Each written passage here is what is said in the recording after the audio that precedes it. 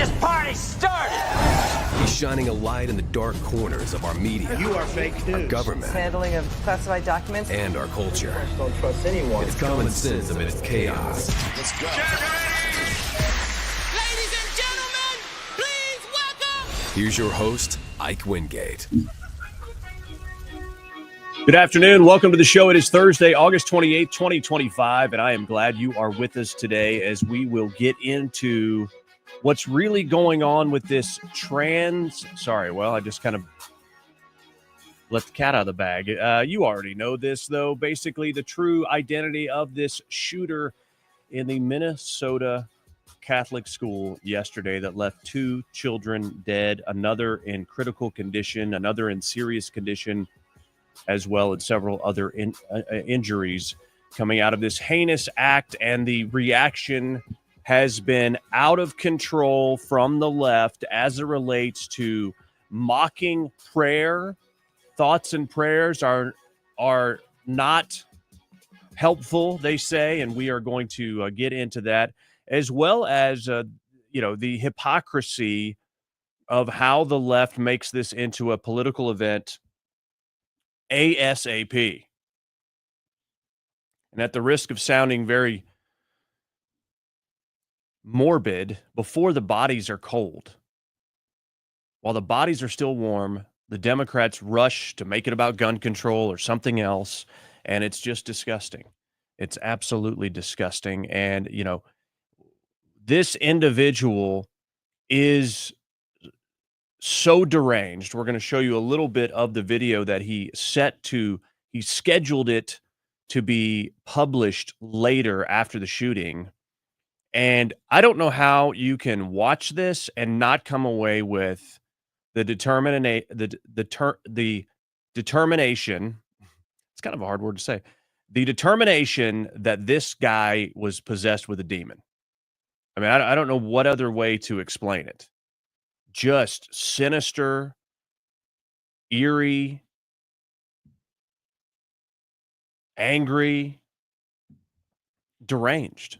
And so we're going to show you some of that, as well as more bad news for John Bolton, the Mark Twain wannabe lookalike. More bad news. And I mean, this dude could go to jail, is how it's shaping up right now. And then, of course, Democrats continue to lose their minds on crime. Trump has basically shattered the Democrat Party. I said this morning on Wake Up America on Newsmax. He has broken the Democrat Party because the Democrats are now, because they want to oppose everything that Trump is about, whatever position he takes, as I've been saying for years now, they want to take the opposite. So Trump's coming down on crime, violent crime. Well, the inverse of that is pro-crime. If you are against law and order, then by default, you are pro-lawlessness and disorder. Rather than saying, you know what, the president is right, we're all Americans, and we have an obligation to keep our citizens safe. That's one of the primary directives, primary responsibilities of the government, is to keep their people safe, right? And so because Trump has taken one stance, they got to take the other, and it's ridiculous.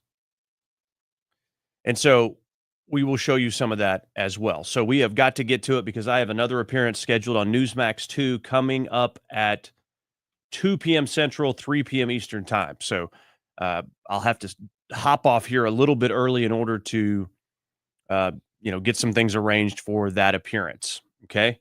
And I should have some news soon on my next trip to New York City to fill in on Newsmax. And we're waiting for final confirmation, but this may be a longer run than last time, but I'll bring you those details when I am able. Okay. By the way, we are streaming on the Died Suddenly X feed. Give us a heart and repost us right now. If you want to support the team at Died Suddenly and their new film, Died Suddenly 2, you can go to ds2nano.com. That's DS and the number 2 nano, Nano.com, ds2nano.com. Their next film, Died Suddenly 2, coming out later this year. If you want to support their efforts to bring this earth-shattering content to you, be part of the mission to get the truth out by going to ds2nano.com. Of course, on my X feed, I'm also streaming as well at Ike Wingate. Follow me there. Even if you're watching on the Died Suddenly feed, follow me at Ike Wingate on X. And if you're watching on my X feed, heart the post and repost as well. And then on over on Rumble, give us a thumbs up and repost, and a thumbs up on our other platforms on Facebook and YouTube as well.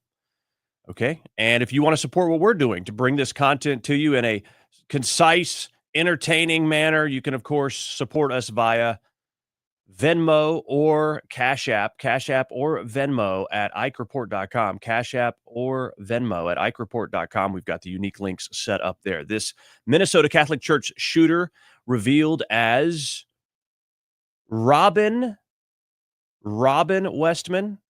His name is actually Robert, identifying as a transgender male. Of course, he had "Kill Donald Trump" written on one of his magazines or his clips.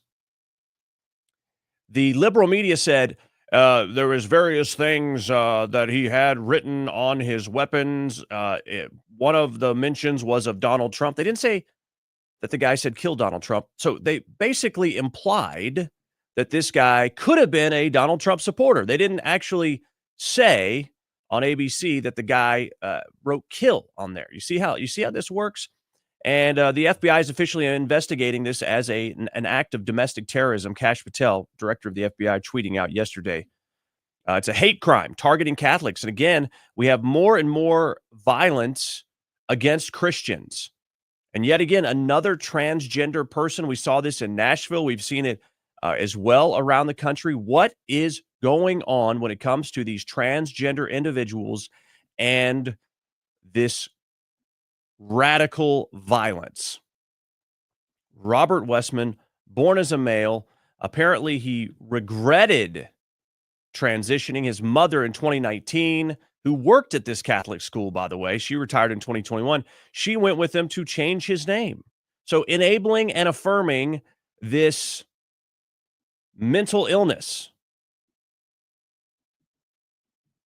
So he posted this manifesto, huge arsenal as well. You see there on your screen, sponsored by BlackRock, Killer Sadist. I mean, crazy things. We're not streaming on TikTok, obviously, because I'm banned on there. They've deleted my account, never going back. So I can bring you all this stuff. YouTube and Facebook will probably, do something to censor us. But this is an 11-minute video. I'm not going to play the whole thing, but just listen to this guy. Here's my note to my family and shit. There's a lot of language on here, so I'm warning you now. Wow. And so these are basically his apology notes, or basically saying, I'm sorry to my family, and then he talks about like love is the way and all this stuff, and then he goes and kills innocent children. I mean, really, when you read through this, I've read through the whole thing.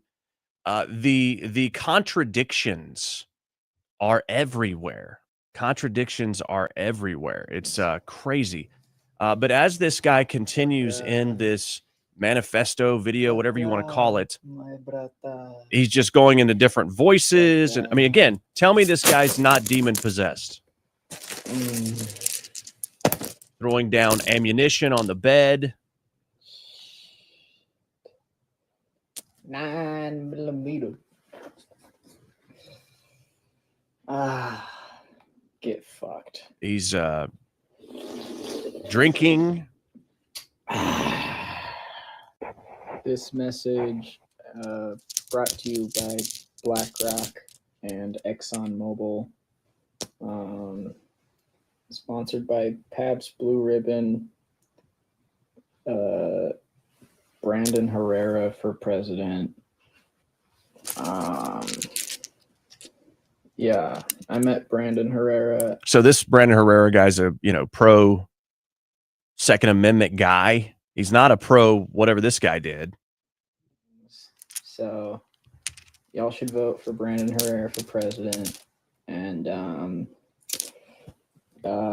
Vintage Warfare promotes love and peace and accepting differences.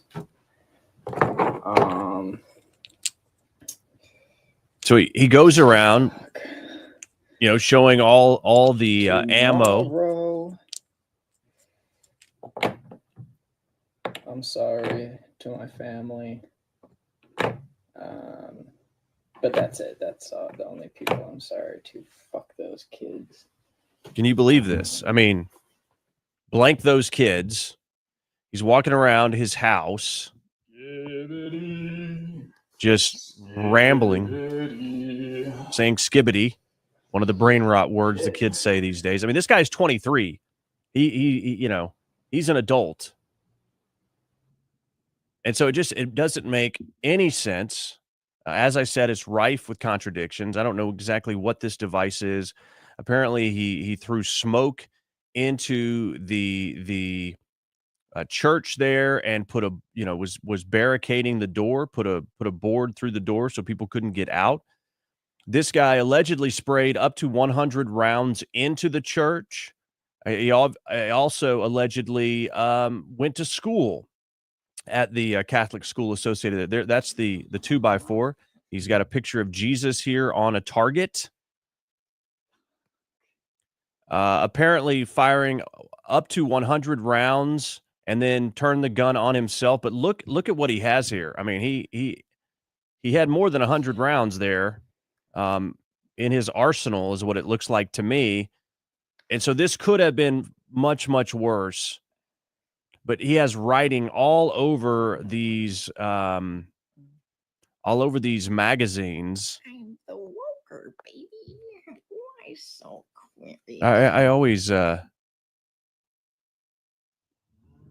always mix up magazines and clips. Where's your fucking God now? Where's your God? So Shit. Anyway, so just a deranged individual. I don't want to give him any more publicity here, but just giving you a sample. This video is on the internet. If you want to see the whole thing, if you haven't already, you can find it. I just don't want to take up 11 minutes of this show for this nutcase. But of course, the liberal media, after all of this happens, they rush to make sure that everybody, properly acknowledges this guy's pronouns. Take a look. Another piece of the puzzle as to who the shooter was. The Minneapolis Star Tribune says, according to court records, because there's been some confusion about what the shooter's name was. Yes. Robin Westman's mother applied to change her child's name in 2019. It was at one point Robert Paul Westman. Correct. But since she identifies as a female and wants her name to reflect that identification, was underage, it's now Robin Westman. Okay. Yeah. Let's make sure that we acknowledge that, it's Robin now. And so therefore we have to say she. I mean, who gives a crap?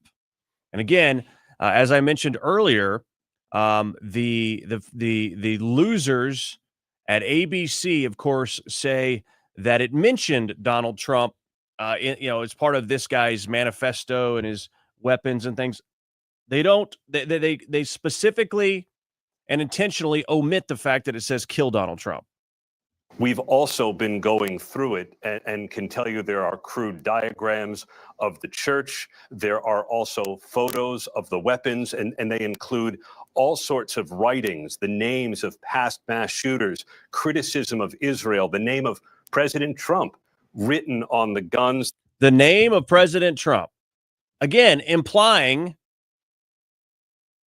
that he was a Trump supporter. I mean, this is unforgivable omissions purposely to distort the truth. There are also racial slurs, nihilistic statements, all painting the picture of a disturbed individual who carried out this mass shooting.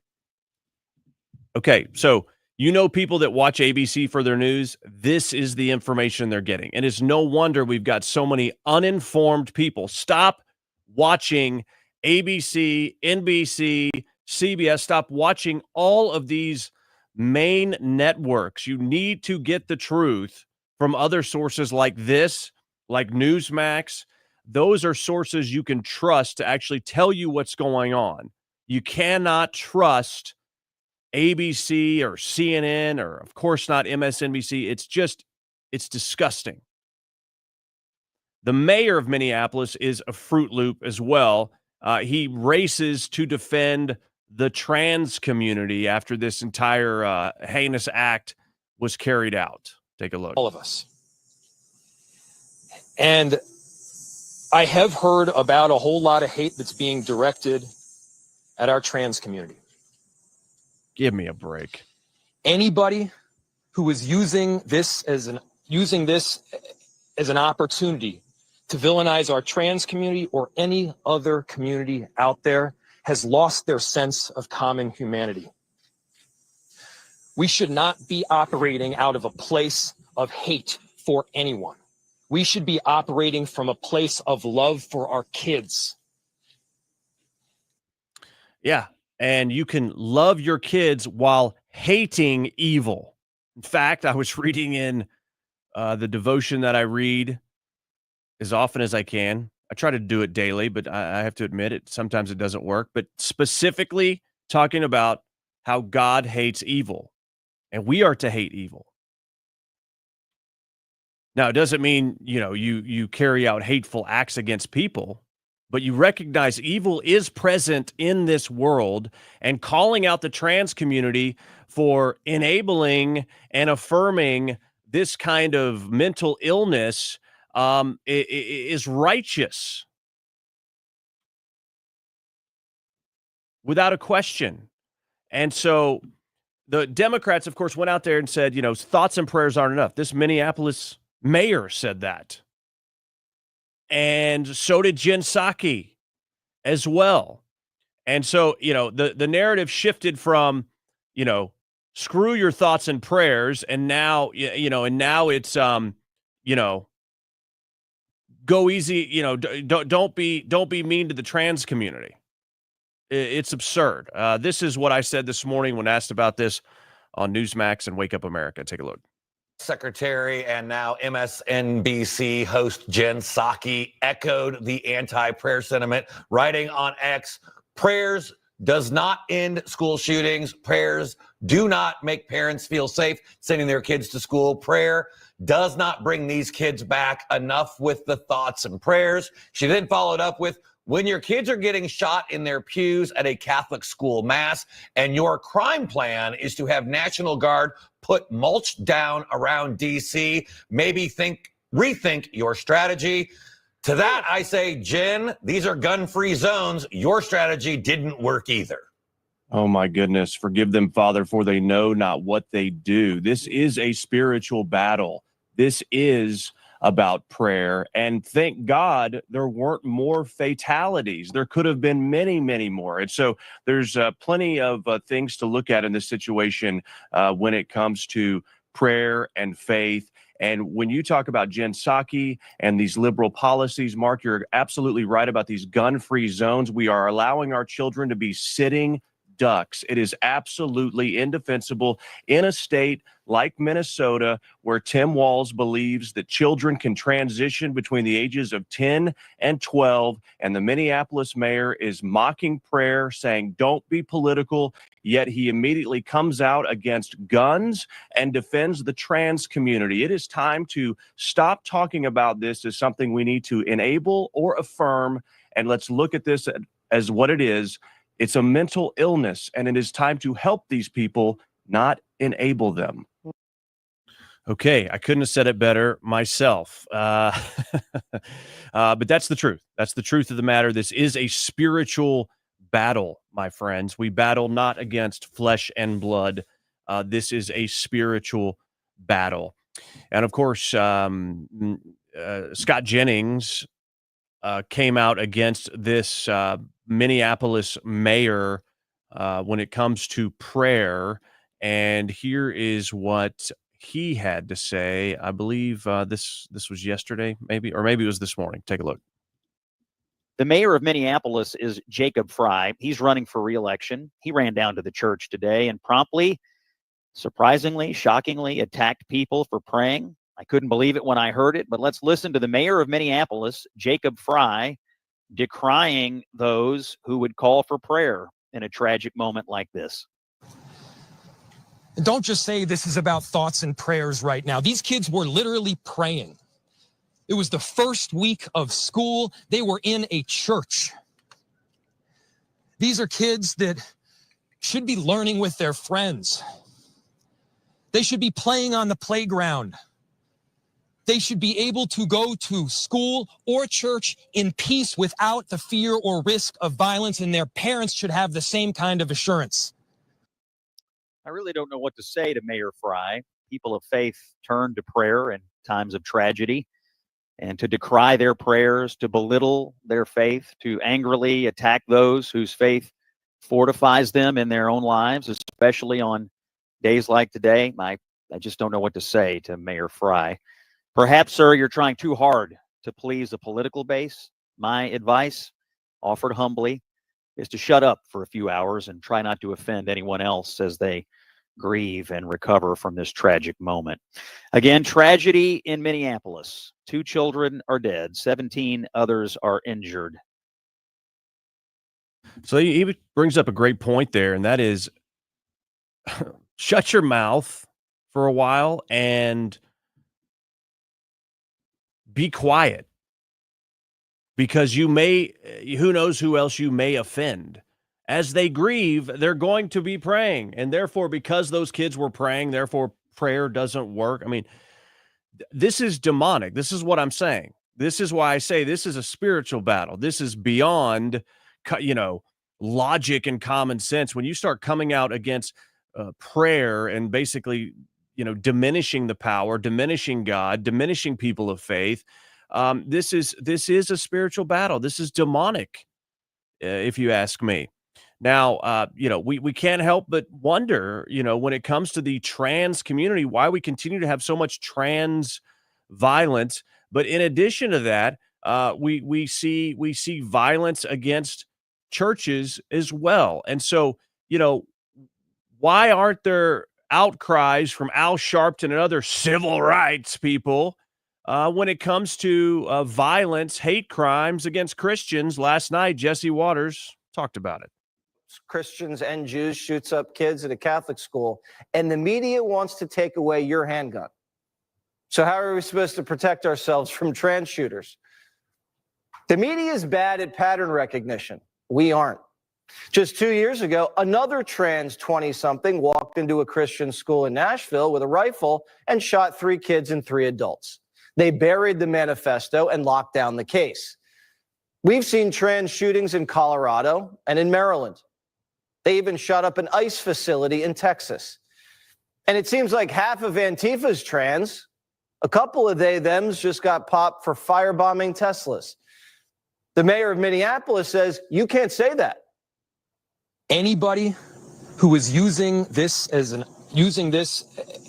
opportunity to villainize our trans community or any other community out there has lost their sense of common humanity. We should not be operating out of a place of hate for anyone. We should be operating from a place of love for our kids. I don't hate anyone who thinks they're trans. I feel sorry for them. But statistically, the trans population has been prone to violence. That's not villainizing, that's reality. And if you can't recognize reality, you're in danger. We love the American people, especially American children. And if they're troubled and believe they're somehow a girl trapped in a boy's body, we want to get them help. We don't want to give them hormones and operate on them. Society shouldn't be trying to produce more trans kids. We shouldn't be encouraging an emotional disorder or whatever this is. And doctors should stop profiting from it. Great Britain ended child sex change surgeries. They said it's barbaric, and they're right. And politicians should stop elevating the trans issue like it's the civil rights struggle of the 21st century. You see it all over Minneapolis. Minneapolis will continue to be a safe haven for our trans community. For being a safe haven for transgender individuals. We have sued them for gender-affirming care. Yes, we are not going to scapegoat our transgender community. When our children tell us who they are, it is our job as grown-ups to listen and to believe them. So when your 9-year-old tells you he's a horse, do you let him sleep out in the barn and eat hay? What are we doing here? Just a few years ago, the psychiatric community classified transgenderism as a mental illness. Then doctors went woke and removed it as a condition, and now millions of young Americans are identifying themselves as trans and getting high fives. When someone has an illness, we should treat it instead of affirm it. We don't celebrate schizophrenia. We don't encourage depression. Teenagers are confused. Sometimes these things are just a phase. And if they're not, all right, then a grown man can wear a dress. If he wants to do that in America, he has that right. We're a pretty darn tolerant society. But the left's weaponizing trans kids and turning them into culture warriors. And they've been turned loose against the church, schools, and Trump. You see it, I see it. The trans clan has a militant wing, and it's out for blood. They're taking lives, defiling churches, and freaking everybody out. And some politicians are doing more to protect shooters like Westman than soft targets like schools. In 2023, private schools in Minnesota begged Governor Walz to fund more school safety. They told him it was an urgent and critical need. Minnesota had an $18 billion budget surplus, but the governor didn't do it. Instead, he turned Minnesota into a trans sanctuary. And his attorney general, Keith Ellison, sued Trump so they can keep castrating little boys. Tim Walz failed. Our leaders keep failing us. They failed us during COVID, on trade, on immigration. They say they care about kids, but they locked them down and oversaw an obesity and chronic disease epidemic. And now there's a growing trans epidemic, and they won't even admit it. Just like crime. They created a crisis and then lie about it and blame you for not being compassionate. But their fake compassion is getting people. Okay. Well stated there by Jesse Waters. A lot in there. And you saw the story regarding Governor Walz and how Catholic schools begged him for more money. He did nothing. They begged him to increase security, funding for security. This is on the Blaze before this horrific shooting. He did nothing. And this was a letter penned by Minnesota Catholic Conference Executive Director Jason Adkins and Mendependent President Tim Benz. This is from April 14th of 2023. At the time of the school shooting in Tennessee, perpetrated by a trans shooter. And the letter read that after this shooting, it confirms what we already know, sadly. Our schools are under attack. In Minnesota, non-public schools, particularly Jewish and Muslim schools, have experienced increased levels of threats, all of which we must take seriously. The letter asked Walz to ensure that non-public schools had access to funds earmarked for school security by a $50 million budget recommendation. With that $18 billion surplus, that would be a drop in the bucket. The letter read, "We need to ensure that all of our schools have the resources to respond and prevent these attacks from happening to our schools." Adkins confirmed to the Daily Wire that Walz ignored the plea.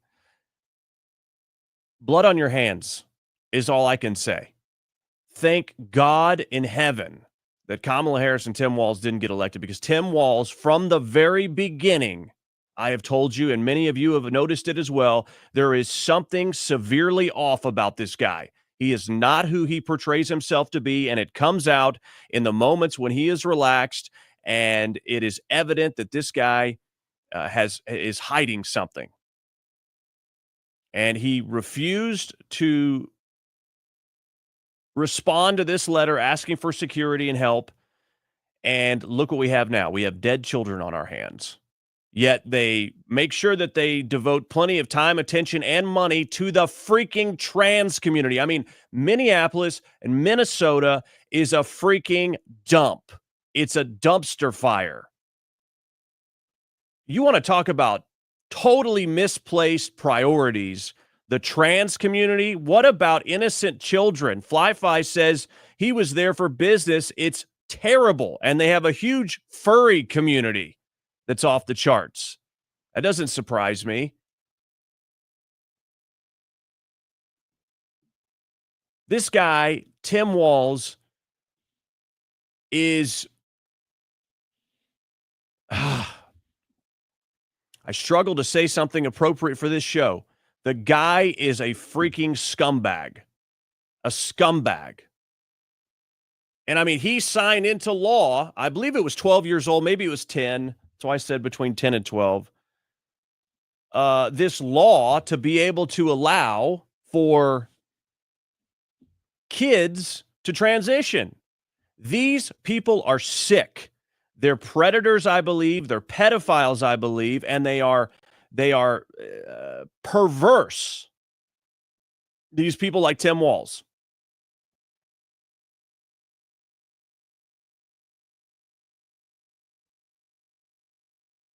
You're prioritizing this sickness, affirming it, enabling it, pumping these kids up with hormones,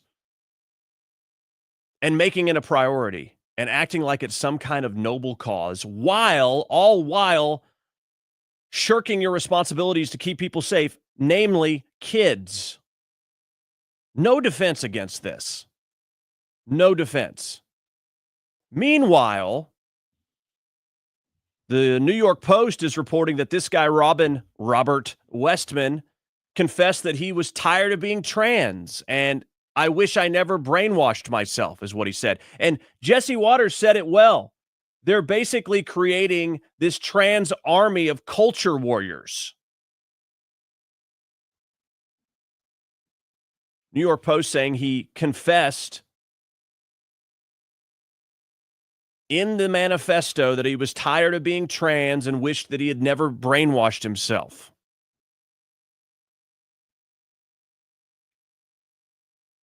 He said, I only keep long hair because it pretty much is my last shred of being trans. I'm tired of being trans. I wish I never brainwashed myself.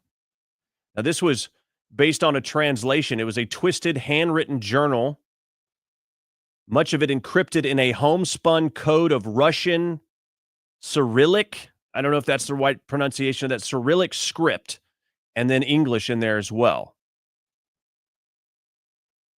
I regret, I am tired of being trans. I wish I never brainwashed myself, is what he says.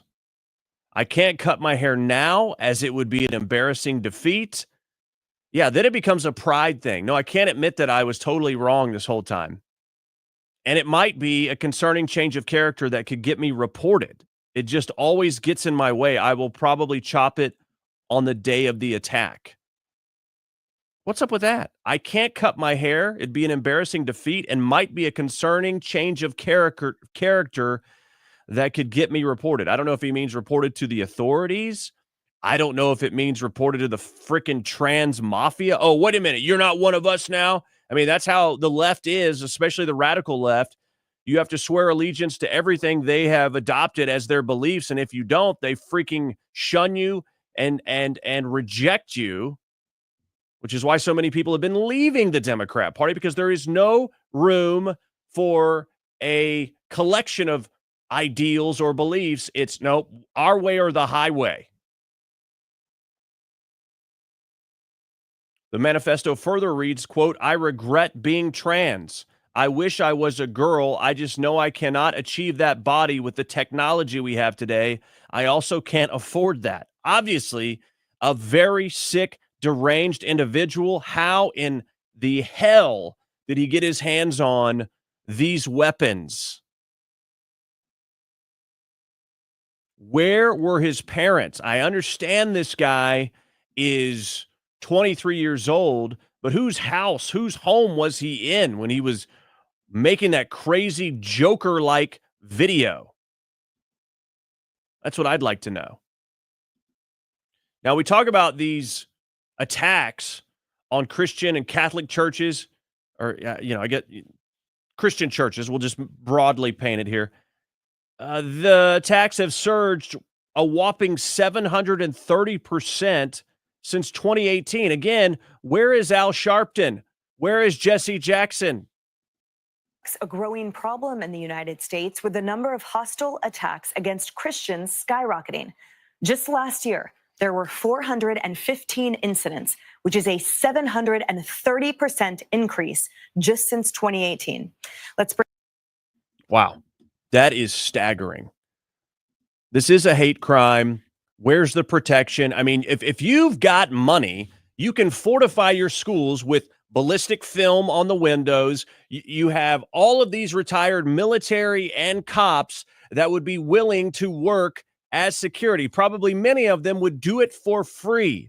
There are things that can be done right now that are not that expensive. We know. Just look at the crime in D.C. and how it's been turned around so quickly. Visual deterrence stop 99% of these kind of things from happening. But yet we say, no one's allowed to bring a gun into this school because it's a safe space. It's not. You're creating sitting ducks at our school. We're literally abandoning our children because of political BS. If there was an armed security guard outside of that church, this freak would have never shown up there. Now, evil finds a way to act out. But at least we could fortify our schools where our children are. Now, that's not to say this guy wouldn't go down the road and shoot up a grocery store or something. There's no way to stop evil completely on this side of eternity. It's just not possible. But we can be very strategic and specifically deter these kinds of heinous acts when it comes to our children. We can be very specific. If we're very specific where these gun-free zones are, how can we not then be very specific about places that are equipped with these deterrents? So don't tell me it can't be done. You have this $18 billion surplus in Minnesota, which means people are paying way too many taxes there, by the way. But you had plenty of extra money to devote to something like this when you were asked about it. And I tell you what, when it comes to my loved ones and where they are, I make sure, to the best of my ability and the best of the ability of leadership, that there are strict, visible, evident deterrents. And that's how you find out if people take this seriously or not. What are they doing?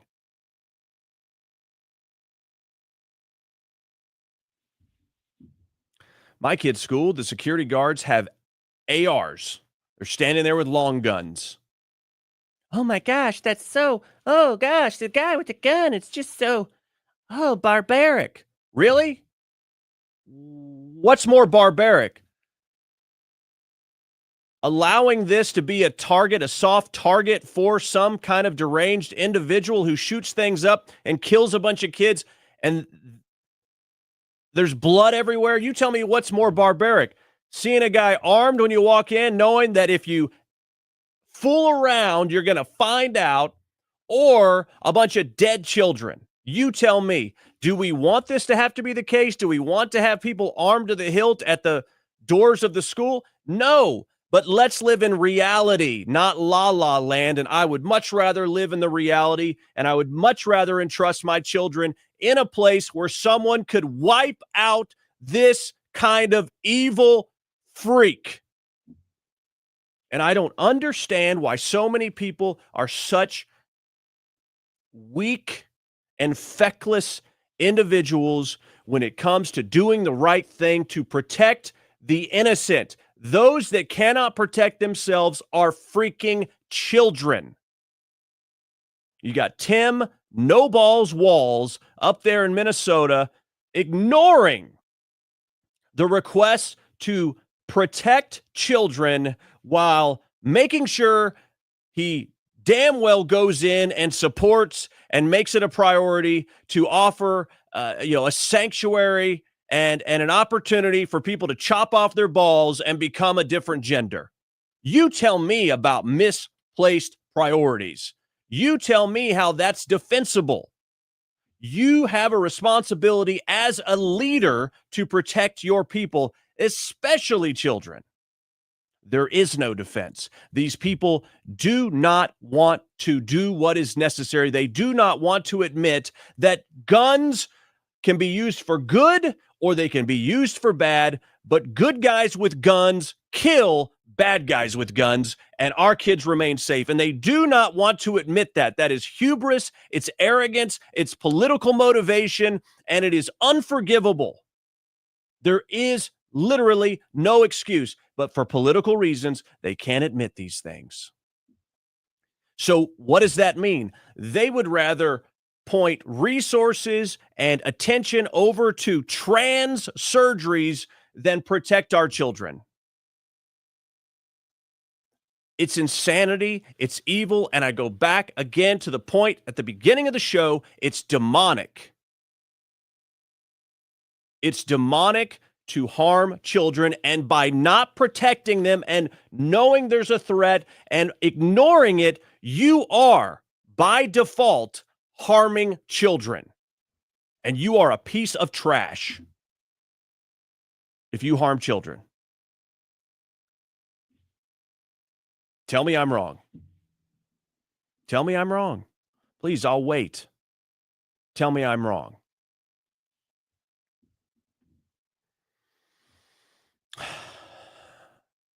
My brother sent me this.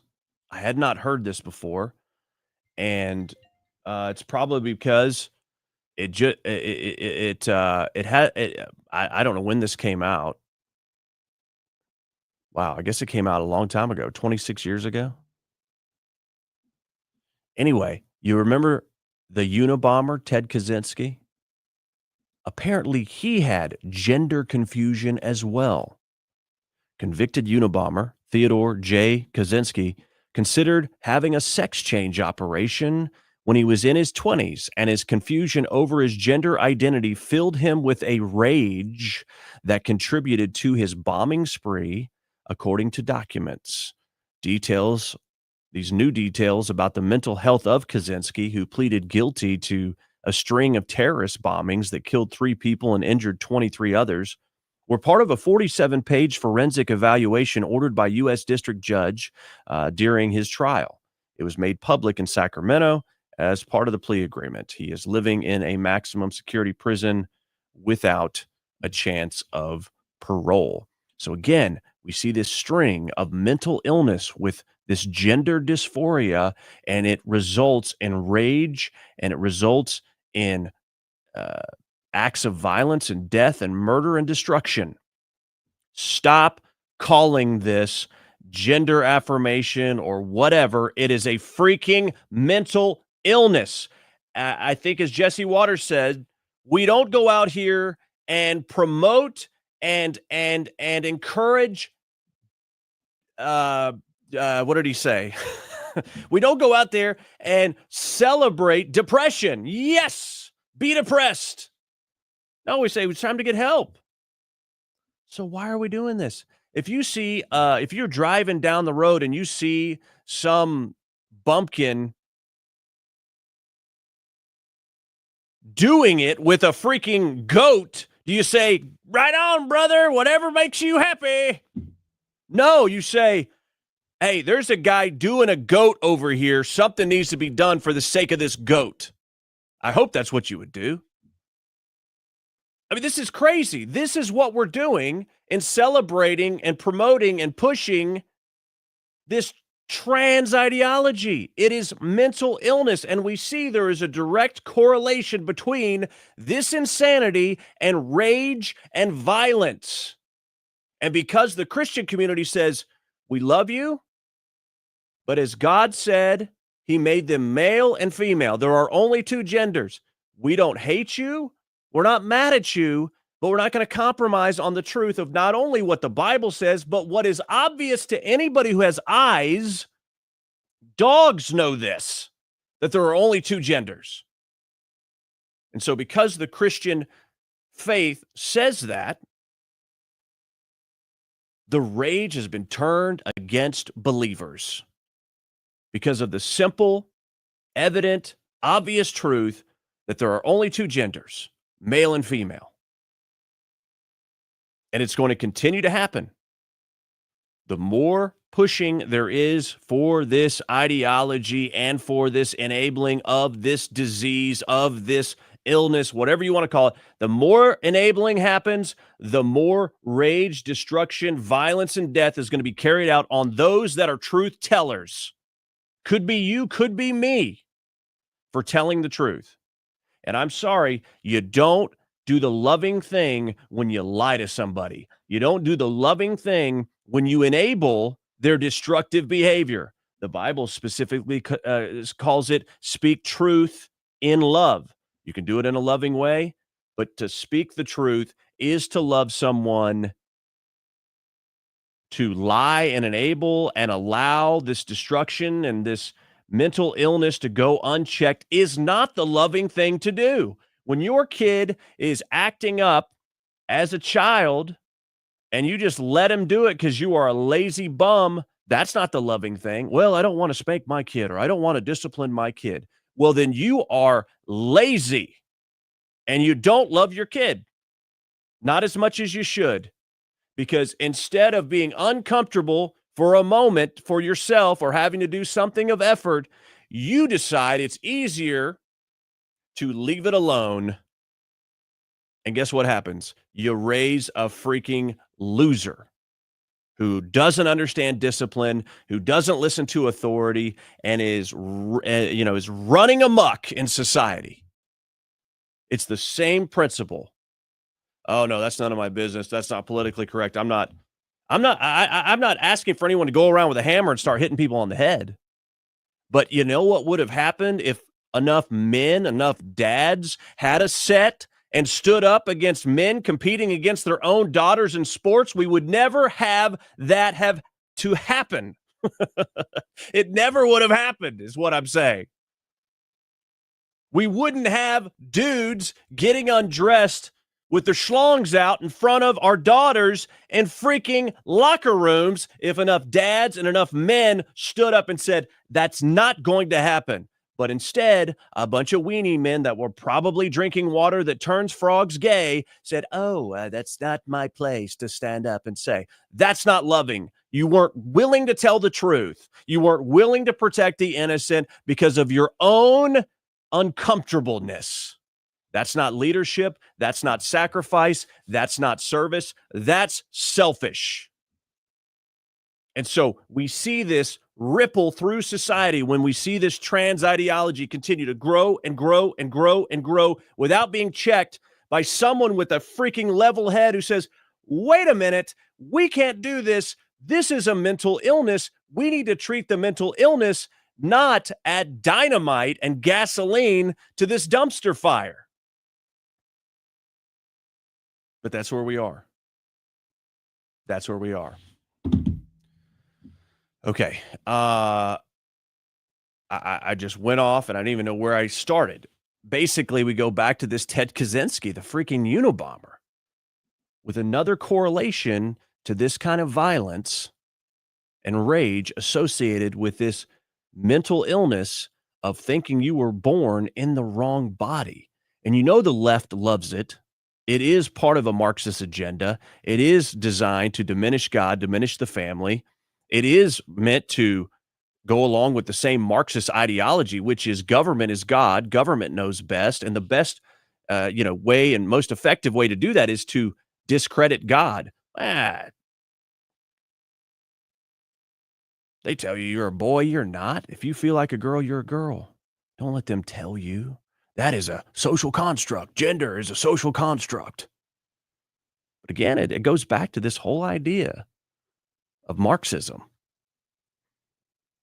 You must do everything you can to diminish the Christian faith and prop up the government as the answer. That's basically what Marxism is. And this gender ideology, this dysphoria, this crap, all this stuff is part of it. It is not an accident. How do we get here? Wow, people are just crazy. What is going on here? This is it. And I go back to the first point of the show. This is a spiritual battle. Now, the wild thing about this is is we did this story on the Ike Report back in April about this sort of cult of assassins that have been going after Trump. We see this guy yesterday had killed Donald Trump on his on his weapons and ammo and things, and it starts to blend together. I was talking to a colleague here who said, that this Order of Nine Angles, this occult kind of group, that this guy yesterday, this Westman, had connections to them. I haven't been able to confirm that directly. I'm just saying unconfirmed. There could be some connection. So take a look at this. If you missed it from back in April, it's posted on my X. I'd love for you to repost it to your followers as well. But here's just a little bit of that. Another assassination plot against President Trump has been thwarted, this time involving a Wisconsin teenager named Nikita Kassev, who allegedly murdered his own parents before setting off on a chilling mission to ignite political chaos by taking the life of the 47th president of the United States. This marks the fourth known assassination attempt against Trump, 3 of which have emerged in just the last 9 months. The frequency is rising, but why? Is this the byproduct of relentless political and media hostility, a reflection of widespread unrest, or something more disturbing? A radicalized cult-like movement driven by Trump derangement syndrome. Today on the Ike Report, we examine the alarming pattern and the common thread linking these would-be assassins, disturbed individuals seemingly activated to kill Trump. On February 28th of 2025, 17-year-old Nikita Kassev was arrested after running a stop sign in Waukene, Kansas, 800 miles from his Wisconsin home. What began as a routine traffic stop quickly escalated into a national security concern. Police discovered weapons and the IDs of his parents, who Kassev is accused of brutally murdering and then living with their corpses for 2 weeks before fleeing the state. According to the FBI, Kassev had been communicating with an individual in Russia and had partially paid for a drone intended to deliver a Molotov cocktail. His manifesto, recovered by police, called for the assassination of President Trump to, quote, instigate a race war and sow chaos. Disturbingly, Kassev's phone revealed links to the Order of Nine Angles, a neo-Nazi satanic extremist group with anti-Semitic, anti-Christian, and anti-Western views. His plan, according to investigators, was to assassinate Trump, overthrow the U.S. government, and flee to Ukraine, a country currently home to the Azov Brigade, a controversial paramilitary group with neo-Nazi origins that has been involved in Ukraine's conflict with Russia. Although no direct link has been confirmed between Kassev and the Azov Brigade, this is not the first time Ukraine's militant landscape has been cited in a Trump-related assassination plot. All right, so that basically gives you the gist. You can watch it. It's 8 minutes long. It's on my X feed at Ike Wingate if you want to take a look at that. But certainly this Order of Nine Angles with this Kassev guy coming out of Wisconsin, picked up in Kansas, lived with his parents' corpses for 2 weeks, and then potentially a connection to this Order of Nine Angles group for this Westman shooter yesterday. Again, it goes back to the point. This is a spiritual battle. All right, I'm going to get some of your comments going here as I catch my breath from, bring my blood pressure down a little bit. When it comes to children, innocent people being harmed, and people that are around that have been trusted, that have the power to do something about it, and they do nothing, it's infuriating. I know it infuriates you too, and just the more I talk about it, the more mad I get. Because it shouldn't happen. It shouldn't happen. And these innocent children are trusting leadership around them, which, obviously there are many, many heroic stories about this shooting, but they couldn't do anything about it. And again, these same private school entities have been asking for help, and it's been ignored. But the kids, they're innocent. And the children that were in there, in that church yesterday, will never be the same again. Those that survived will never be the same again. And those that lost children will never be the same again. It's just senseless for nothing. Okay, here we go. See if I can get some of your comments going in here. Okay. Yeesh. Okay. All right, I'm going way back here. Let's see. We got somebody talking about Trey Gowdy.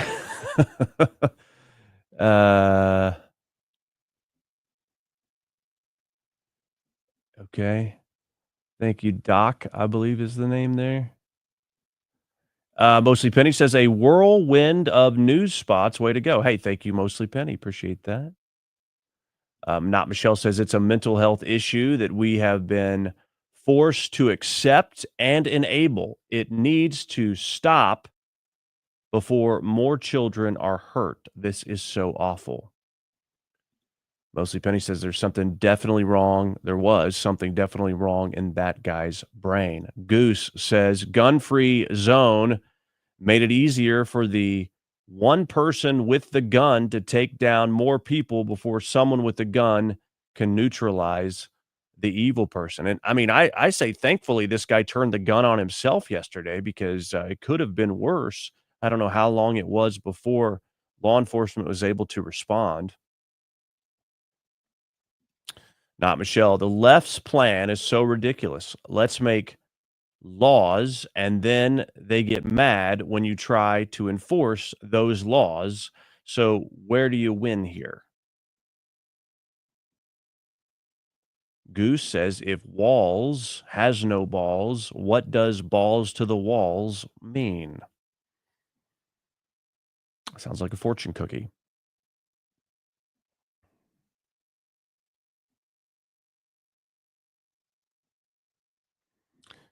Let's see. Goose McGroin. Sorry, Goose. You get me with that name. I can only imagine how messed up those puberty blockers make the brain chemistry go haywire. Fly-Fi, I have talked to a few in the gay community and asked them about the trans community, and the ones I spoke to said they couldn't stand and wouldn't support the trans community. Mostly Penny charged the parents. There's precedent for that now, right? Well, I just don't understand. I don't know. There's precedent, but this guy's not a minor. But I mean, if he was living in the house and they knew about stuff, then they're an accessory, I would think. I don't know. I'm not a lawyer, but I would think that would be looked into.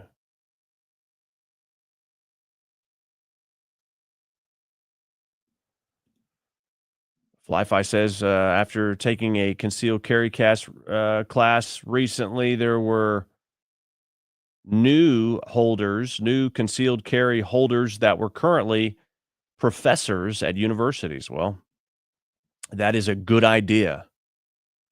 Hello, Pam. Happy to be tuning in. Welcome in.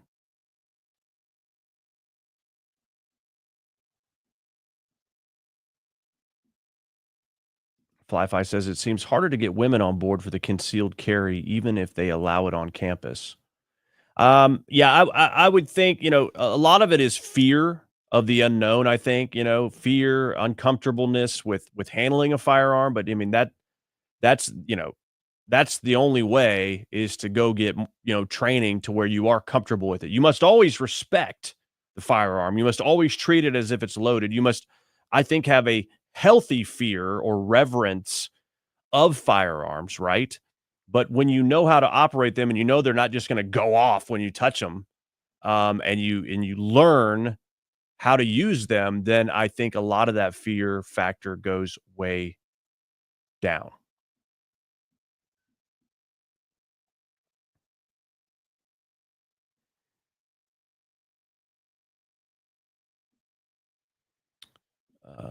Okay, here we go.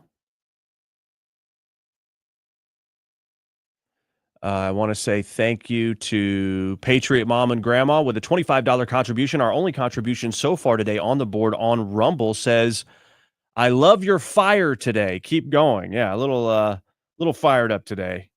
I know you guys like that, but I can't manufacture the fire. It has to come naturally, right? And this is an easy one to get fired up about.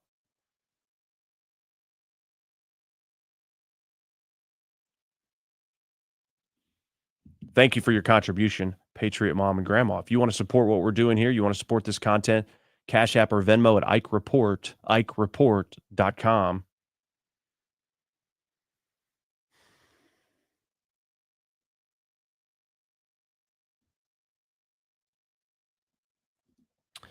Not Michelle says they are afraid of scaring the kids, having the type of guard outside of the school, but they really are creating a very false sense of safety in the children. It's sad. Yeah, I mean, you get used to it, just like they do in other countries where people are carrying guns like this around. Bree says, I carry everywhere. What's up, Bree? Good to have you.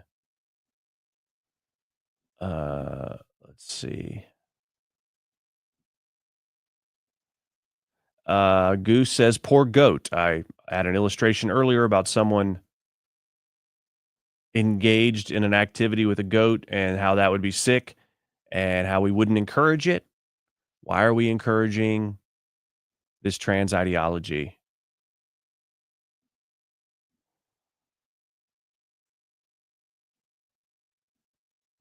Not Michelle says you shouldn't be allowed to be a teacher unless you're willing to protect those children. If that requires paying them more, so be it. And again, I don't think necessarily the solution is that these teachers are caring. I think they should be able to if they would like, and they're comfortable with it, and they're trained. I mean, there has to be specific training for this kind of thing. But I'm telling you, we have enough trained, retired military or law enforcement that could fit this, this need, could fill this need. They could solve it. And I mean, if you have enough of these people on a campus as a deterrent, you won't solve everything. Just like if a shooting breaks out in a classroom where a teacher's not carrying or isn't able to get to the firearm, then you're still going to have tragedy. But I'm just saying, even if that was off the table, the teachers carrying, I think you could solve it, or at least greatly reduce this kind of thing.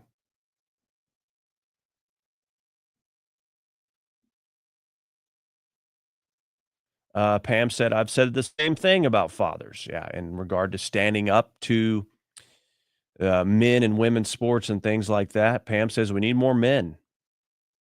Fly says, courage is contagious. Don't be afraid to do the right thing. Others may not say it out loud, but they will wish, rather, they were as bold as you and think you are doing the right thing. And then usually others will follow. They just didn't have the guts to go first. And that is absolutely true. Not Michelle says, by the way, has everyone read the Big Beautiful Bill? It's over 1,000 pages, but it defines a man and woman very well. I didn't know that was in there. Thank you, Not Michelle.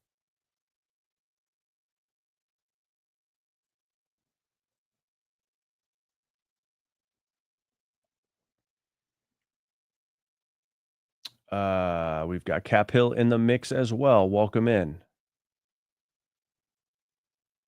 Mostly Penny says, have you all seen the crazy teachers out there? You want them armed too? Point taken. Point taken. Yes, understood.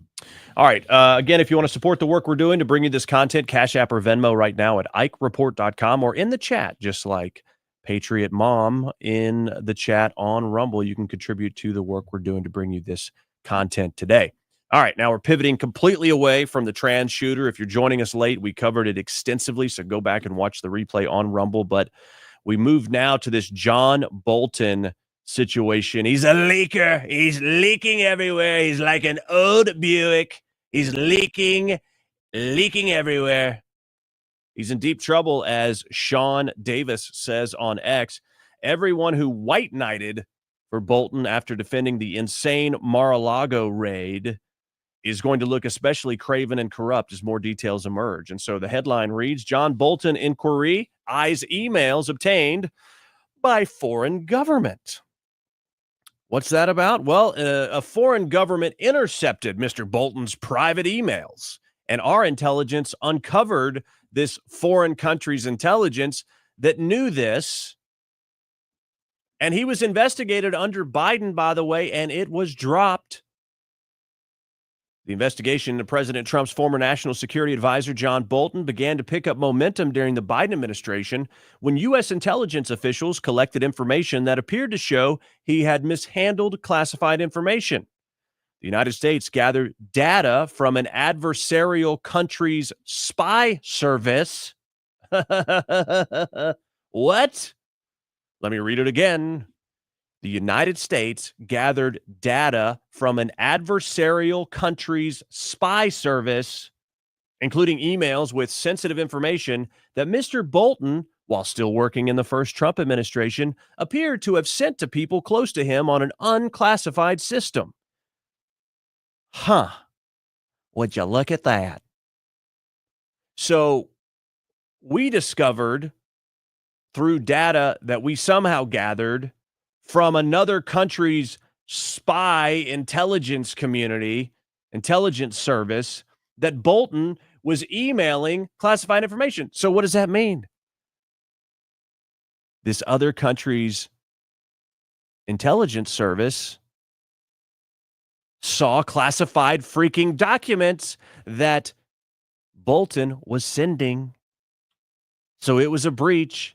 It was not only a violation, but it resulted in a breach and an adversarial country seeing the information. I would guess if they knew he sent it, you would guess they saw what he sent. John Bolton, who desperately wants to win a lookalike contest for Mark Twain, who has gone on media with severe Trump derangement syndrome after he was ousted from the Trump administration, and he was licking his mustached chops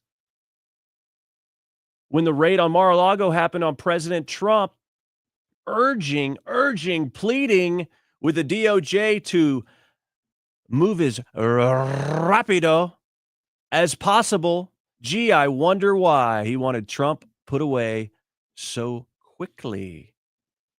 Take a look. It's maybe of the highest level of sensitivity, or they may not. We just don't know. So we could speculate all night here. I'd prefer that the Justice Department move as rapidly as possible as they can through this in order that as much as can be made and would be made public is done as quickly as we can, because otherwise the department is left out there twisting in the wind, to use a Watergate phrase, and it doesn't have adequate defenses against the political onslaught of Donald Trump.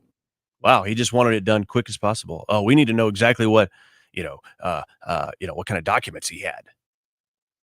And this whole time, this loser, John Bolton, knew in his beady little eyes that he had been actually legitimately stealing classified information.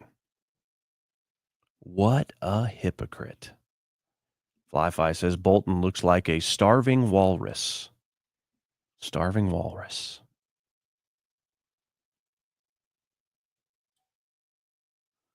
Mostly Penny says state secrets under the mustache. State secrets under the mustache. Yes, indeed. Okay, so how about that for irony? It sounds like a funny word when you say it's an irony. Isn't that ironic, eh? All right. John Bolton, again, they accuse Trump of what they are doing. Again, example number 5,762. Here's another thing. Okay. Private email servers were being used by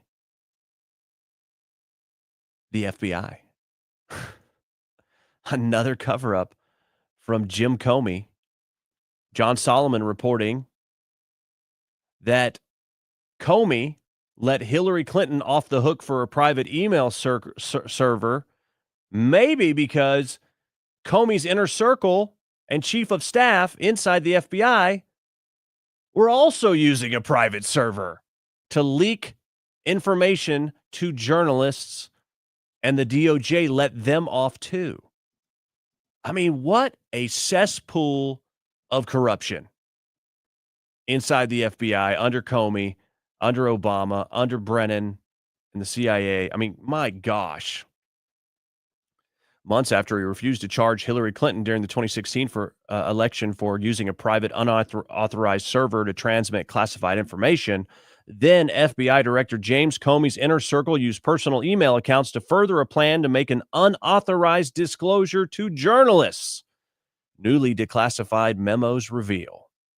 When investigators in a criminal probe codenamed Tropic Vortex sought permission in 2019 to gain access to those private emails, federal prosecutors turned them down.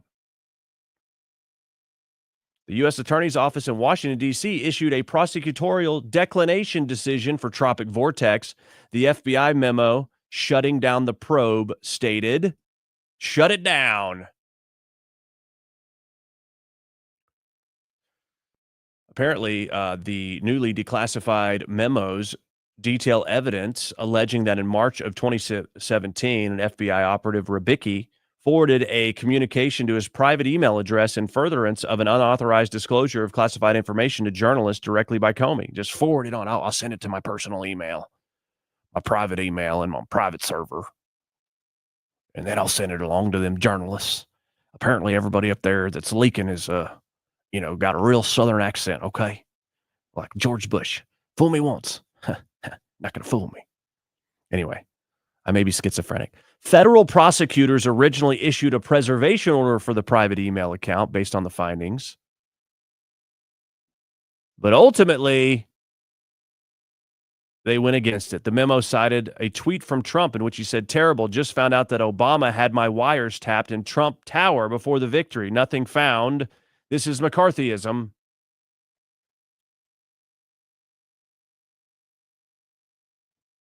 As early as March 2017,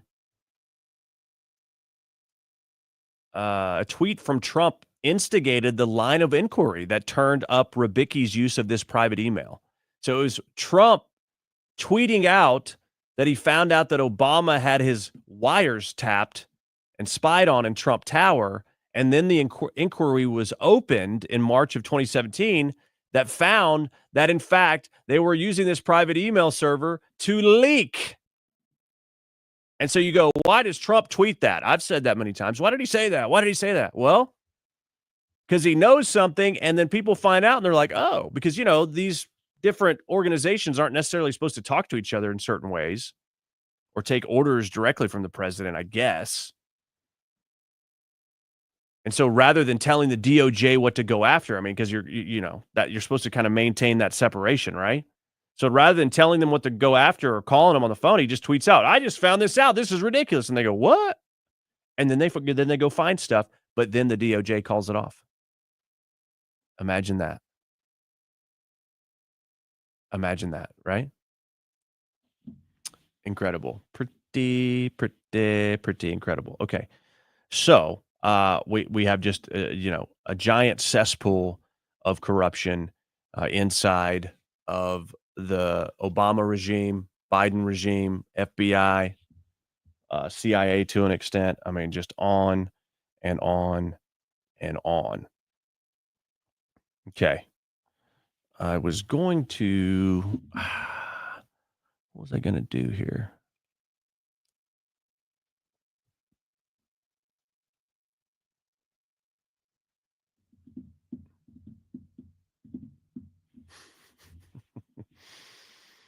We go back to Mostly Penny's comment about the state secrets under the John Bolton mustache in a Trump voice. Shave it. We can't take any chances. We got to shave that stash. There's probably cobwebs in it. Who knows? It's disgusting. I don't know what the hell he's doing with that mustache.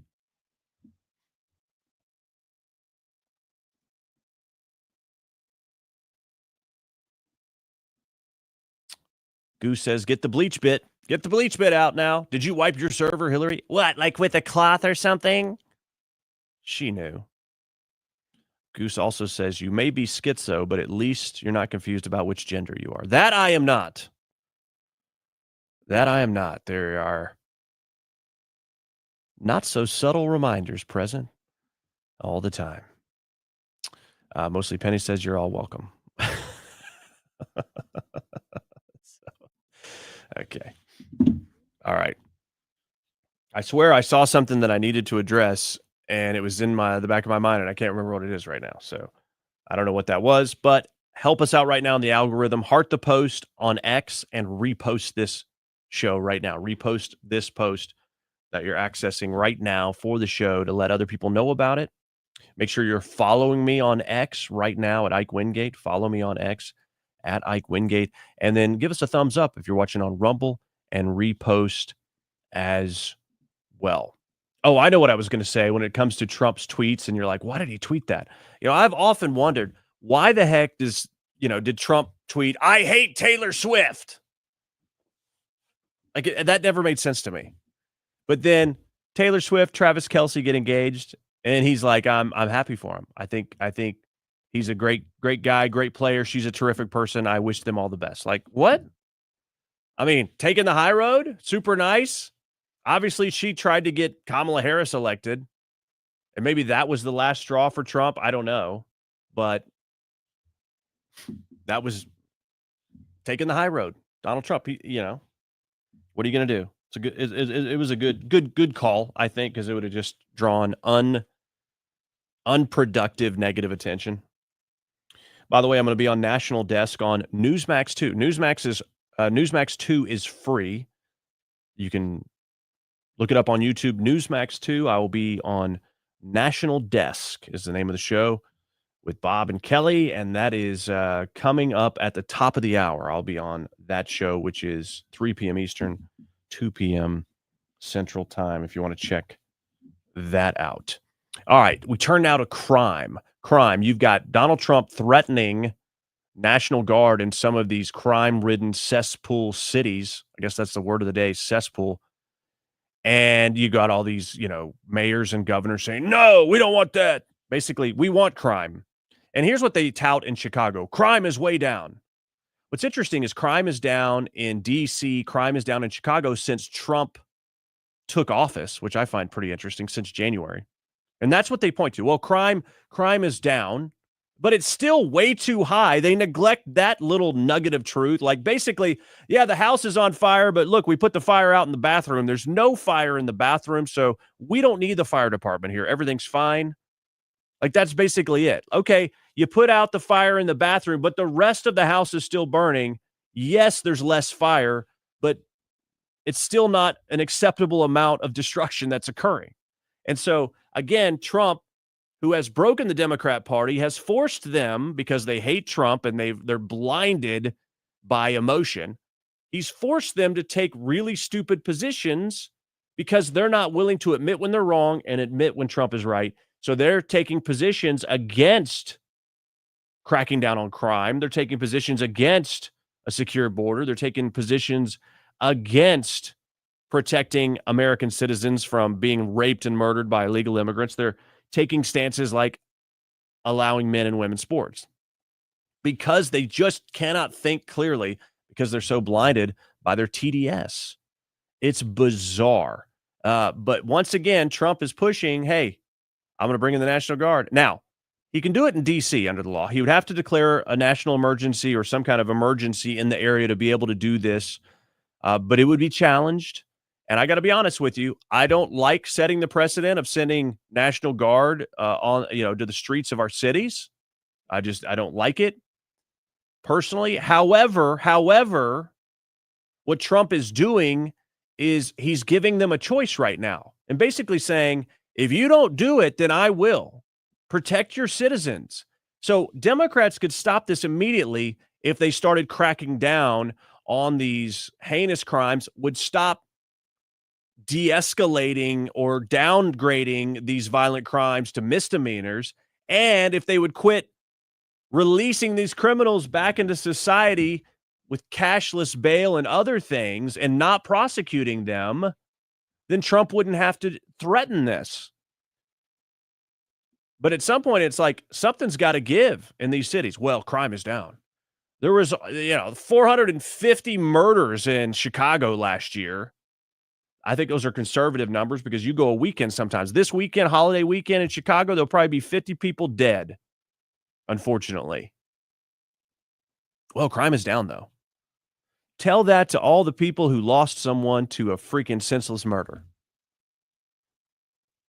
So you got idiots like Fat Boy J.D. Pritzker, the ultimate Pritz, standing up there talking trash to Trump. Well, you're not going to bring the National Guard in here. Trump, get in my belly. It's ridiculous. Well, CNN, of course, is there trying to say, oh, everything's fine here, no big deal. Well, they're like, let's talk to that black lady over there. Yeah, she's black. She won't like Trump. And, she won't think the crime is out of control. And CNN said, all right, yeah, let's go over there and ask her. Unbeknownst to them, she's very smart. They assume she wasn't, but she is. Take a look. My first reaction was that this is a good thing. I think that the governor as well as the mayor should be on board with it just so we can get a bit more of security in Chicago the way that we need. The crime has dropped since 2024. Do you feel like the city feels safer? No, not at all. No, especially with the police being defunded. My first reaction. No, not at all. Crime has dropped. Does it feel good here? No, it sucks. Not at all. Not even close. Does it feel like everything's better? No. The sounds of gunshots, the sounds of sirens, the watching over your shoulder. No, it hasn't gotten any better. I don't care if it drops 50%. It's still way too high. Way too high. And while Democrats are in denial, pretty much every American says, yeah, crime is a major problem in large cities. 81% of adults in the United States say crime's a problem in major cities. It is. This is according to interviews of almost 1,200 people in the month of August from the Associated Press. 68% of Democrats even say it's a major problem. 72% of independents, 96% of Republicans say, yeah, it's a major problem. Now, here's what's interesting is, we look at the stats in D.C. where they've been accused of cooking the books and not actually reporting some of this stuff, right? That's still under investigation. But back in 2021, the FBI changed its reporting under the Biden administration to an incident-based reporting system that was very cumbersome and very complicated, and a lot of cities just stopped reporting crime data. And what did the Biden administration do? They came out and said, crime is down under the Biden administration, law and order, everyone's safe. No, they weren't. They were fudging. They're fudging the numbers. They're all fudgy everywhere. They're fudging. And if you talk about crime being down in Chicago, that makes me wonder, are they fudging the numbers? I don't know. But most people, as in 81% of people polled, said, yes, crime is a problem, a major problem in large cities. But yet the Democrats are like, it's not that big of a deal. Again, I'm not in favor of troops hitting the streets of your neighborhood or mine, but get it under control and you won't have to worry about it. I mean, Trump's just tired. It's basically like your mom comes home from work and you and your brothers and sisters are home from school, and have been there for a couple hours and the house is trashed. You're watching freaking Full House or something and there's chips everywhere. Your mom comes in and is like, Get this crap cleaned up. And that's basically what Trump's doing. Like, wait a minute. I didn't work this hard. All these people in America didn't work this hard to have a country that is crime-ridden and people are taking dumps on the side of the street. People want to visit our amazing cities and landmarks and history and these museums and on and on and on and on, but they are afraid to do it. No. Clean that crap up and go do your homework. We will not trash this house. We will not trash this country. We will not trash these cities when it can be prevented. And Trump's basically like, I'm tired of not seeing a pride in America, a patriotism that says, let's do everything we can to keep people safe and make it to where people want to visit. We have these incredible assets all across our country that are being neglected because Democrats would rather have chaos and appropriate funds for stupid crap. And all the while, their people are suffering. And that's a really easy way to control people when they're impoverished, when they're afraid. That's how you control them. They can't do anything if they're afraid and they don't have the means. Think about this. I'm telling you, man, there's something here. This is one of the reasons the left hates Trump so much, because he promotes this philosophy and policy of trying to make the average American prosperous, not just make the rich richer. Well, this creates a more free society, a more free country, because people aren't dependent on the government as their daddy. The left doesn't like that. The left, and I would say the establishment, wants people paralyzed in such a way that they can't do for themselves and they're easier to control. Because there's no other explanation to me for Democrats neglecting their own citizens and allowing this kind of crap to happen when it can be prevented. It is preventable. I mean, that's the thing they don't want you to know. That's the thing they don't want you to think about is this preventable? It absolutely is. All right. As I said earlier, today's show being streamed on the Died Suddenly feed as well as my feed on X. If you want to support the folks at Died Suddenly, they got a new film coming out later this year called Died Suddenly 2 Nano Sapiens. If you want to support the funding of this film and be part of the mission, you can do so at ds2nano.com, ds and the number 2 nano.com. And RFK Jr. says the Trump administration is about to reveal the true causes of autism and take regulatory action. And we believe this is going to be announced sometime in September, which we're almost into September, by the way. But to take a look at what he said this morning on Fox and Friends. I mean, autism rates in 1970 in this country were less than 1 in 10,000. And the biggest epidemiological study in history was done that year in 1970. And it validated and confirmed many other studies, similar studies at the same time. So we've gone to that, to the CDC announcing that 1 in every 31 Americans has autism. It's probably actually worse than that, because California, which has the best data collection system, reports that 1 out of every 19 kids now has autism, 1 out of every 12.5 boys. This is a crisis. There is not a single cause. There are many. There's an aggregation of causes. Okay. And we are now developing sufficient evidence to ask for regulatory action on some of those, or at least recommendations. Okay. So this is what we've been waiting on. And, just study it, find it out, what is doing it. This is what has been asked for, because it really hasn't been a very good exhaustive study. We did an Ike report on this. By the way, if you want to see my reports like that, you can go to ikereport.substack.com, ikereport.substack.com, because basically I'm like, I always hear, vaccines cause autism, blah, blah, blah, blah. Is that true? Is that not? I did my own research. And to me, it was not conclusive, but very likely there is some connection. And the only way to truly find out is an exhaustive study. And that's what RFK Jr. has been advocating for years. Like, it's really hard not to say there's a correlation between the mass increase in required vaccines for kids and then this incredible correlating increase in autism cases. How can that not be related? I guess it's possible it's not, but something's causing it. Oh, we've got better reporting for autism now. No. And so the answer, I'm basically telling you what it is so you don't have to go watch it, even though I'd love for you to watch it to help my views. But hey, I'm here for you. Is it hasn't been studied enough conclusively to say it. And RFK Jr. is remedying that. Now, Congress back next week after their recess, where they're supposed to have been in their districts, in their states, talking to people. Have you seen them?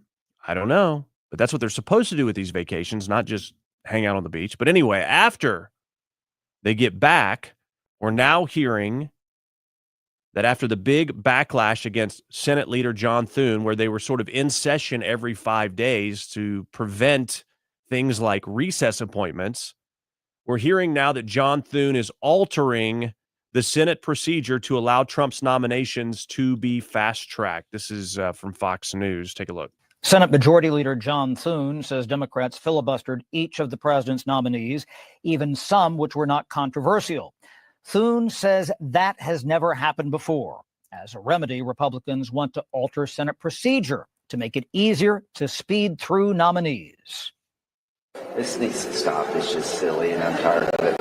So hopefully they'll back from recess. All right, so we're going to speed through nominees now. It's about time because the Democrats have filibustered everything. There's been not one unanimous, vote or whatever. I mean, even people that they had no opposition to, they've just tried to make it harder for Trump to enact his agenda. And it's time to stop playing by, those weak rules and do what's allowed under the rules and allow for these recess appointments. We'll see about it. President Trump, a little news here, has tapped Dan Scavino to take charge of all executive branch hiring. Now, I think there's been some issues with getting some people in there that may not be loyal to the agenda. And now Scavino's in charge of overseeing around 5 million people across the executive branch. This guy has an amazing American dream story, starting as Trump's 16-year-old caddy. He was a caddy on a golf course, and Trump liked him and hired him, and he just stood with and by Trump through impeachments, FBI raids, lawfare, assassination attempts. Dan has always been there, as Benny Johnson points out. He'll be stacking Trump's team with the best of the best. Dan Scavino. You should follow him on X. He really has a fun X account. Now, in case you missed it earlier this week, President Trump broke Cracker Barrel too. He tweeted out that Cracker Barrel should go back to the old logo around 11 a.m. on, this was Tuesday, I believe. Yeah, Tuesday. He tweeted that out. Not even 8 hours later, Cracker Barrel goes back to the old logo and admits the mistake. Now, this is a brilliant move because then Trump latches onto it. And so this is the right thing to do. Donald Trump's truthing out that they need to go back to it.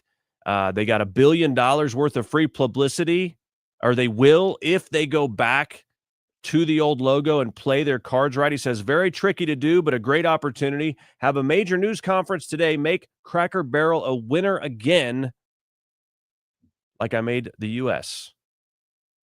in a short period of time, the hottest country anywhere in the world. And then, of course, the new logo is going away. So certainly a good move. And then, of course, Trump tweeting out, congratulations on changing your logo back to what it was. All your fans very much appreciate it. Good luck into the future. Make lots of money. And most importantly, make your customers happy again. So Donald Trump facilitating a huge opportunity for Cracker Barrel there. All right, we're talking real quick before we go about tariff revenue. It's about to reach $500 billion, according to Secretary Bessent. On our way to $1 trillion in tariff revenue. Take a look. and I think we're going to see a bigger jump from August to September. So I think we could be on our way well over $500 billion, maybe towards the $1 trillion number. This administration, your administration, has made a meaningful dent in the budget deficit. The average budget deficit during this term is 26% less than the last 12 months under Biden. And even the CBO, and we don't agree with CBO on everything, as you said, last Friday, on a summer Friday, had to admit that they believe over the next 10 years, the budget deficit will be $4 trillion lower than they had previously scored. $4 trillion, $3.3 trillion of tariff income, $700 billion of lower interest costs, and I would expect that number could go up from here. So, Mr. President, your return to the White House marked the return of the American worker. Thank you for reclaiming Labor Day for the American people. You're growing the economy for everyone, especially the middle and lower income households who suffered disproportionately under the last administration. And it's an honor to do this under your leadership. Great job. All right. He's basically said a $4 trillion swing potentially in the deficit, which would be incredible. So these other, we're basically working extra jobs, or we're finding money in the household, basically. Like, oh, you can make money off of renting out, that piece of land over there next to your house. We didn't have to do anything differently really for it. Okay. And I understand tariffs. Yeah, oh, that's going to raise the prices on American goods. It hasn't, though, because the tariff rates are not based on the retail price. They're based on the price to create it, right? So it's not dollar for dollar percentage wise, but nonetheless, we're finding money basically in what we're doing, and none of the experts ever figure those types of things into their projections. By the way, speaking of Labor Day, did you see Marco Rubio? This guy's got jokes. We're hearing that he's actually a very funny guy. He's so dry, but he basically said, Labor Day is my favorite holiday, because I'm a guy who has 4 jobs, basically. I don't remember exactly what he said, but it was funny. Basically, there's no more appropriate holiday for him because he has 4 jobs. So there we go. Hey, one last opportunity to support us if you're wanting to do so through the chat on Rumble. Hit us up and contribute to the show. Support what we're doing to be able to put this information together for you by contributing right there in the chat on Rumble, or Cash App or Venmo at IkeReport.com. You can do that at IkeReport.com. All right. At the top of the hour, I'll be joining Newsmax 2. I'll be on a couple segments. So it is free. Newsmax 2 is free on YouTube. You can find it. It is easy to get. So watch me on there, get in the chat on YouTube or something, and, throw some support my way. I don't know. Or tell me I don't know what I'm talking about. Either way, you can do that coming up at the top of the hour. If you are watching on the Died Suddenly feed, another show coming up on the Died Suddenly channel at the top of the hour as well. I have to leave here in just a moment because I have to put on my jacket, do a little makeup touch up, and change around a configuration here on my soundboard and bring up my notes to be ready for this hit that we're doing on Newsmax 2. So that's why I have to cut out before the top of the hour right now. But if you're watching on the Died Suddenly X feed, make sure you're following me as well on X. It's in the title of the broadcast. Whatever the title is, Minnesota Trans Gunman with Ike Wingate is what's in the title. That Ike Wingate, you can just click on it in the title, and that'll take you to my X feed or my X page, and you can just hit follow and come right back to Died Suddenly. Please do that. I'm trying to get over 4,000. I have like 90 more to go. I'd love to get to 10,000 before the end of the year. I don't know if that's going to happen, but help me out over on X. I need about 90 more followers to get over 4,000. So, hey, I just want to tell you, have a great Labor Day weekend. Be safe out there. Okay. Don't act like a fool. I understand you want to relax and have fun and be around friends and family, but just remember, we want you here come Tuesday, which is likely when we'll be back on the air Tuesday. Okay. And then hopefully I'll have an update on when I'm going to be back on, I'll be back on Newsmax in New York City, and I'll be able to tell you exactly what's going on with that. when I come back to you on Tuesday. Okay? So coming up, I'll be on Newsmax 2. It's a free channel. You can get it on YouTube at the top of the hour. But first, we're not going to go without doing this. It's time for today's Triggered Liberal.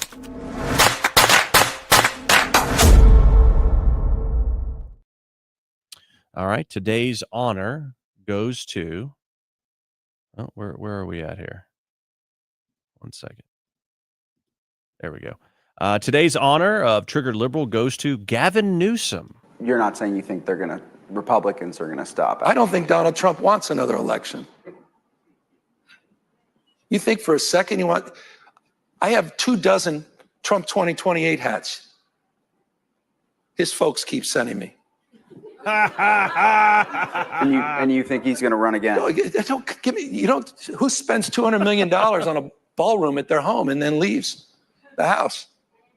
Look how mad he is. People keep sending him these Trump 2028 hats, and it's driving him nuts. Look how mad he is. He thinks, oh, Trump's never going to have another election again. He's going to stay there. Who renovates a ballroom for $200 million and then leaves? It's called someone who loves the country. I know that idea is so foreign to you, Gavin Newsom, but Trump actually loves this country, doesn't take any money as payment, by the way. He donates it all back. He puts up flagpoles at his own expense and on and on and on because of love of country. He wants to leave his mark on the White House, a legacy, and he's able to do it, and he wants to do it. I know that idea is completely foreign to you because you're self-serving and selfish, and everything is a political scheme with you. That's not the way it is with Donald Trump. So I understand why you don't understand it, but enjoy that Trump 2028.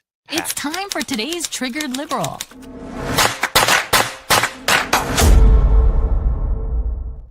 All right, thanks so much for everybody in the chat. You guys make this so worthwhile. I'm entertained by you while I'm entertaining you, and that is a great, great reciprocal relationship, is it not? I hope you have a wonderful day. Remember, never stop being a free and critical thinker because the truth is always worth it. Check me out, top of the hour, Newsmax 2. Bye-bye. Rate, subscribe, and leave a review. It's how we get the word out amidst the chaos. Thanks for listening to The Ike Wingate Show.